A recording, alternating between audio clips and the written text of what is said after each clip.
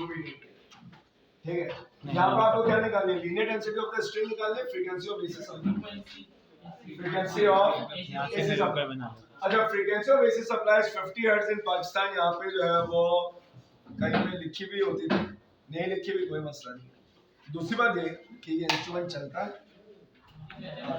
चलता है कौन सा सही है, नहीं वो भी कर दे। अब सुनिए, आप करेंगे, फॉर्मूला होता है F equal under root 1 F equal 1/12 under root T upon mu. ठीक है, सर इसका दूसरा पार्ट है।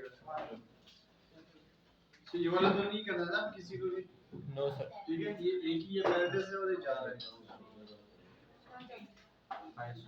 लेफ्ट साइड में हो जाएगा, ऐसा मसला है सर। थोड़ा जल्दी करवा दें, ग्राफ के लिए आना है भाई, मेरी भी क्लास है सर, इसमें ग्राफ के लिए जाना है। नहीं, पहली बात ये कि चीजें आपको बतानी चाहिए सर के पास, मैं आपको जल्दी से बता दूं, आप करेंगे ये कि अभी आप पर ना एक स्केल रखा हुआ होगा, ये स्केल उठा, इसके अलावा आपको 2 पेन्स दी जाएगी। हमारा काम ये होता है कि ये अपरेटस अभी सेट नहीं, हम इस इंस्ट्रूमेंट को अगर सेट करें ना तो आपको यहाँ पर लूप बने हुए नजर आएंगे। शायद अभी अगर ये सेट हो गया नहीं, लेकिन बहुत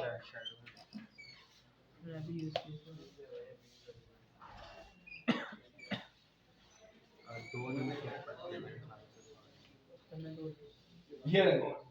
अच्छा, कभी भी सामने से नहीं देखेंगे हमेशा। अच्छा, दूसरी बात ये कि जहाँ पे अपरेटस रखा होगा ना, आपने टेबल को जो है वो टच नहीं करना। टेबल को टच करेंगे ये हिल गया, लूप चले जाएंगे।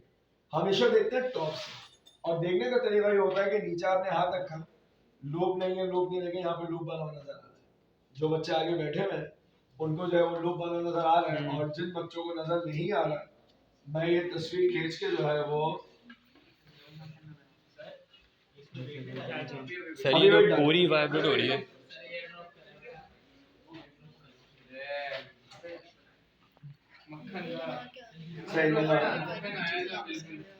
ठीक है, अब आप करेंगे कि यहाँ पर आपके पास स्ट्रिंग में लूप बने। आपने क्या करना है, सबसे पहले पहला लूप इधर से और इधर से पहला लूप दोनों को छोड़ देते हैं, क्योंकि यूजुअली वो इनकम्प्लीट होता है। अभी यहाँ पे स्ट्रिंग बहुत छोटा है तो एक ही लूप बना हुआ है। जब लैब में ऑपरेटर सेट होगा तो ये स्ट्रिंग ठीक ठाक लंबा होगा, तो आपको जो है वो 3-4 लूप बनते हुए नजर आएंगे। पहला लूप छोड़ेंगे, आखिरी लूप छोड़ेंगे, एक पेन वहां रखें जहां से एक लूप बनना शुरू हुआ, पहले को छोड़ के, जहां पे इधर छोड़ के एक पेन रख दें। इन 2 पेन के दरमियान नंबर ऑफ लूप्स काउंट कर लें। लेट्स से 2 लूप आपने क्या किया, इंस्ट्रूमेंट को बंद किया, दोनों पेन के दरमियान डिस्टेंस निकाल लिया, आपको मिल गई क्या, लेंथ ऑफ 2 लूप। हमें चाहिए लेंथ ऑफ 1 लूप। जो भी लेंथ है उसे क्या कहते हैं सर, ये 2 लूप से जरा दोबारा। जब ये स्ट्रिंग बड़ा होगा तो आपको स्ट्रिंग पे लेट्स से 4 लूप बनते नजर आ रहे हैं। यूजुअली हम पहला और आखिरी लूप छोड़ देते हैं क्योंकि इनकम्प्लीट होता है। तो अब आप क्या करेंगे, जब आपने पहला लूप छोड़ा तो स्ट्रिंग का एक रीजन आ जाएगा जिसमें कोई वाइब्रेशन नहीं होगी, उसके मिड में एक पिन रख दें, और यहाँ से लूप छोड़ा, यहाँ पे एक पिन रख दें। अब इन दोनों पिन के बीच में से देख लें, लेट्स से 3 लूप बन रहे, इंस्ट्रूमेंट बंद कर दें, पिन से पिन का डिस्टेंस निकालेंगे, that will be length of 3 loops. मुझे चाहिए लेंथ ऑफ 1 लूप, तो उस लेंथ को आप 3 से क्या कर देंगे, डिवाइड। ठीक, अभी आपने पेन के अंदर कोई वेट नहीं डाला है, तो मास ऑफ पेन आपको पता होगा, मास इन पेन इज 0। दोनों को ऐड करते हैं तो टोटल मास आता है, और टोटल मास बराबर को अगर आप जी से मल्टीप्लाई करते हैं वो टेंशन इन द स्ट्रिंग बन जाता है। हमें टी चाहिए होता है, ठीक है। फिर क्या करेंगे, पेन के अंदर मास डालेंगे, जब मास डालेंगे तो लूप स्ट्रेच होगा, जब लूप स्ट्रेच होगा तो उसकी तादाद क्या हो जाएगी, क्या हो जाएगी, हम उससे फर्क ही नहीं पड़ता। अगर मुझे 3 लूप की लेंथ मिल रही है डिवाइडेड बाय 3, 2 लूप की लेंथ मिल रही है डिवाइडेड बाय 2, 1 लूप की लेंथ मिल रही है डिवाइडेड बाय, बस आपने वेट्स चेंज करने हैं, नंबर ऑफ लूप्स नोट करने हैं, उनकी लेंथ निकालनी है, और फिर लेंथ ऑफ 1 लूप निकालनी है। बस समझ में आ रही है? बस इस प्रैक्टिकल में आपको यही काम करना है। ये एंटी पेन के जो मास है उसको स्लो कंसीडर करेंगे, पहले वेट करेंगे ना। मैंने तभी अभी जुमला इस्तेमाल किया, जो मास ऑफ पेन है वो आइडियली आपको गिवन होगा। अगर गिवन नहीं होगा तो ये रखा हुआ इलेक्ट्रॉनिक बैलेंस, इसके ऊपर पेन रखेंगे, वेट निकाल लेंगे।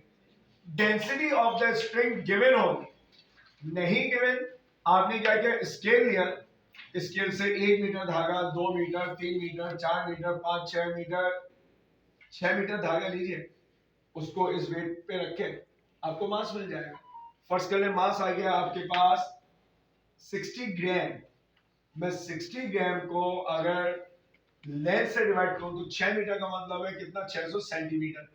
मुझे डेंसिटी ऑफ द स्ट्रिंग मिल जाएगी, ठीक, क्योंकि इंस्ट्रूमेंट वही है जो आप लैब में इस्तेमाल कर रहे हैं। तो मास ऑफ पेन और डेंसिटी ऑफ स्ट्रिंग अगर आपको याद भी है तो इट विल बी हेल्पफुल। अगर वो डिफरेंट होगी तो या तो बता दी जाएगी, और अगर नहीं बताई जाएगी तो वेट हैंगर को पेन पे रखिए, वेट निकाल लें, क्योंकि आप 1 मीटर धागे का ना मास निकाल नहीं पाएंगे क्योंकि बहुत कम होगा, तो आपको धागा जो है वो ज्यादा चाहिए होगा। फॉर एग्जांपल 10 मीटर धागा लीजिए, उसका मास निकालिए, 10 मीटर धागे के मास को 10 into 100 यानी 1000 से डिवाइड करें तो आपको डेंसिटी ऑफ स्ट्रिंग मिल जाएगी। डेंसिटी मिल गई, आपको जो है वो mass in pan, mass of pan पता है। आपको सिर्फ एक्सपेरिमेंट से दो चीजें नोट करनी है, number of loops and length. Length को नंबर ऑफ लूप से डिवाइड करते हैं, लेंथ ऑफ वन लूप आ गई, ठीक। अच्छा, इसी तरह दो प्रैक्टिकल हैं जिसमें आप एक है value of J, mechanical equivalent of heat, और उसके फौरन बाद वाला है specific heat of given liquid. दोनों एक ही प्रैक्टिकल है, एक्सपेरिमेंटल सेटअप में भी कोई फर्क नहीं है, क्योंकि इलेक्ट्रिसिटी का बायस सर्किट है और इत्तेफाक से आपने इलेक्ट्रिसिटी पढ़ी ही नहीं। तो अब सर्किट बनाने का मैं आपको स्टेप बता दूं। आपको दिया जाएगा रियोस्टेट, आपको दिया जाएगा ammeter, voltmeter, heating element, power supply. Voltmeter को छोड़ के सबको लाइन से लगा दें, सीरीज में सबको जो है वो लाइन में लगा दें, बेस्ट सीरीज। हो सकता है सर्किट आपको कनेक्टेड ही मिले तो फिर तो प्रॉब्लम ही नहीं। आप क्या करें, वोल्टमीटर को छोड़ें और सबको बस एक सर्कल में लाइन में सीरीज से लगा दें। वोल्टमीटर कॉइल के साथ जो है वो पैरेलल में रखता है। अब बहुत से वक्त क्या हो, जब आप करंट पास करवाएंगे तो वोल्टमीटर तो राइट पे सही जा रहा है, एमीटर उल्टी डायरेक्शन में जा रहा है, तो परेशान नहीं होना। आपने उसकी पोलैरिटी को क्या कर देना, रिवर्स। जो एमीटर जो आपने क्रोकोडाइल पे लगाई है उनको स्वैप कर देना, ठीक हो जाएगा। फर्स्ट कर ले, एमीटर भी उल्टा जा रहा है, वोल्टमीटर भी उल्टा जा रहा है, तो बजाय इसके एमीटर वोल्टमीटर को चेंज करें, जो पावर सप्लाई है इसकी टर्मिनल को क्या करना, स्वैप कर देना।